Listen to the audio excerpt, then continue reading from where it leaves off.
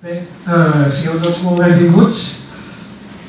Moltes gràcies a tothom. Fa molt de goig veure aquesta sala tan plena. Us agraeixo de tot cor aquesta resposta a la crida tan multitudinària. Ens envia un representant seu d'un estat col·laborador de la Universitat del Norte, coordinador acadèmic associat, professor, doctor Igor Prochenko, aquí a la dreta, que a més s'escalfa del traductor ucraïnès d'aquesta mateixa novel·la. Ell ve en representació del doctor Marcos, també farà una petita dissertació, però també si li hem d'agrair al doctor Marcos que ens enviï tan digne representant, també li agraeixo de tot cor al digne representant que hagi fet l'esforç de fer aquest viatge transoceànic. Bé, us parlaré una mica, faré una dissertació sobre El invierno de Gunther, sobre l'hivern d'en Gunther, o sigui, sobre l'original, sobre la traducció, i també sobre Juan Manuel Marcos, l'autor.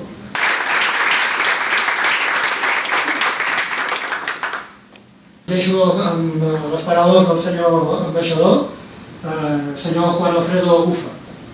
Es una satisfacción participar de esta mesa, en realidad de agradecerles principalmente por su presencia, agradecerle a los organizadores de este evento, a la editorial catalana. Para nosotros la satisfacción de estar aquí es doble, ¿verdad? Porque como ustedes sabrán, Paraguay no es un país muy prolífico en muchas cosas, más bien es un país que tiene participación así literaria, cultural, artística.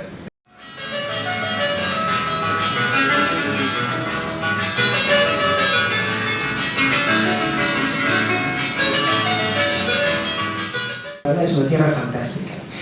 Bueno, y de esta tierra fantástica se trata en la novela de Juan Manuel Marcos que se llama El invierno de Gunther. Aparece un nuevo estilo de literatura americana que nosotros ya llamamos post-boom. Este término post-boom también ha inventado el autor de la novela El invierno de Gunther, Juan Manuel Marcos. Un personaje principal se llama Gunther.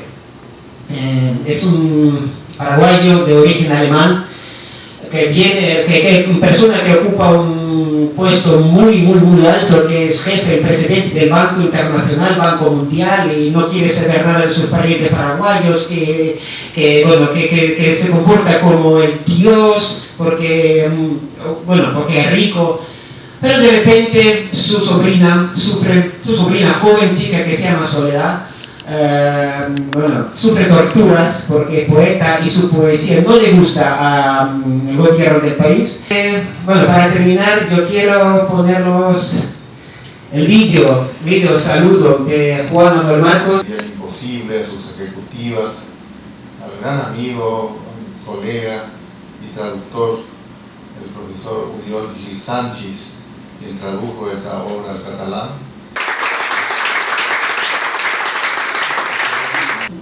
Gaudirem d'una petita mostra poètica a càrrec de la Laura Gilamat. Ens llegirà 5 poemes del poemari Poemas y Canciones, del mateix autor de la novel·la, que en versió catalana meva. I està dedicat a José Antonio Galeano. No podràs reduir-me l'amor quotidiano. Aparteu-me'n de casa els greus signes de cendra, el bàfter ratpenat, la gargamella groga. Prou sé que sos ara els ombrívors multipliquen per golfes, per finestres, per fies, per dissabtes, la peruma implacable dels seus cantells humits. Jo aposto per la vida. De pell ja és un oblit de màgiques tornades. Moriren en silenci les estrelles australs, antiga caravela feta cendra. Mirades, melodies viuen en la teva ànima. La tardor plora, i plora amb els ulls que el vent, deixant que jo et recordi tal com eres.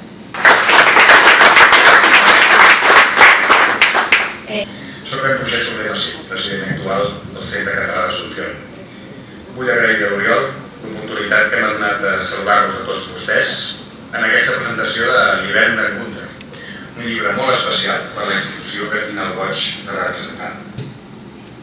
Segons el funcionari, els poemes, els escrits, deixaven la bossa ben retratada.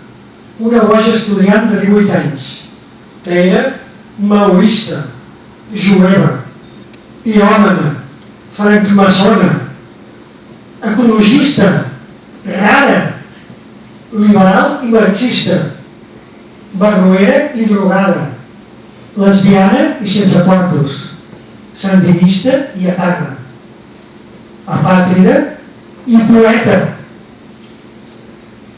Bé, com veieu, això ja ho dic jo, Soledad Sanabria, que així es diu la dissortada joveneta de 18 anys, encarna totes les bondats que irriten, que esclareixen. L'autor vol reflectir un cert component de la societat paraguaiana que és d'origen alemany, però l'alemany ja, com diuen ells, alemany viejo. Pancho Gunther li deixa anar a la seva muller aquesta frase: quin hivern més llarg que ens espera. I aquí ve aquí ve el títol de la novel·la, la llibertat literària, o sigui, la llibertat de l'autor, que naturalment un escriptor quan escriu el que vol, ¿no? La convivencia de lo absurdo y lo racional es permanente e impregna la vida cotidiana, la realidad, los sueños y la literatura. O sigui que tant la vida real com la vida literària és un garbuix, diguéssim, de coses que són i que no són. Bé, la llibertat de qui escriu des de l'exili, un exili injust per haver defensat la llibertat, i de qui escriu una novel·la la protagonista de la qual també és una jove estudiant empresonada per la seva defensa de la llibertat. Va començar a escriure quan tenia 24 anys, l'any 74, se'n va passar 13 escrivint-la, en va arribar a fer fins a 10 versions senceres, diferents, fins que no va trobar la que li va fer el pes. El Marcos ja era ben jovenet, va ser un lluitador contra la dictadura de Stroessner, tant en el terreny polític, per descomptat a la clandestinitat, com en els ambients literaris i culturals. Veure traduïda la seva obra als 4 vents del món crec que és una cosa molt meritòria que hem d'agrair a Juan Manuel Marcos. El lector hi aprèn sobre la guerra de la Triple Aliança del segle XIX, dels seus poderosos veïns, el Brasil, l'Argentina i l'Uruguai, que se li van menjar a bona part del territori, i curiosament avui tots 4 formen el Mercosur.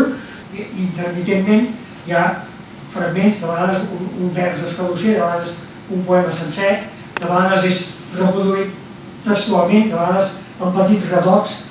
Bé, moltes gràcies a tothom per la vostra atenció, pel vostre interès, i bé, ja podem passar a brindar a la salut del doctor Marcos, ja que és per raons de salut que no ha pogut venir, doncs ara podem brindar a la seva salut.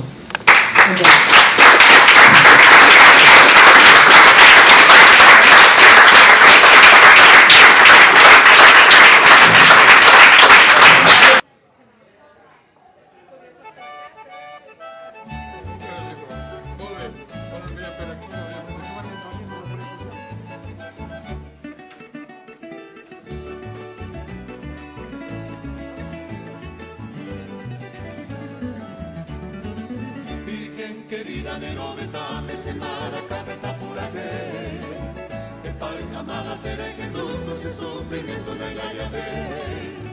Me mago y demasiado que tuve y complicarero na que nivel. Se maracape se fue a tu y tu se quebrando da pura que.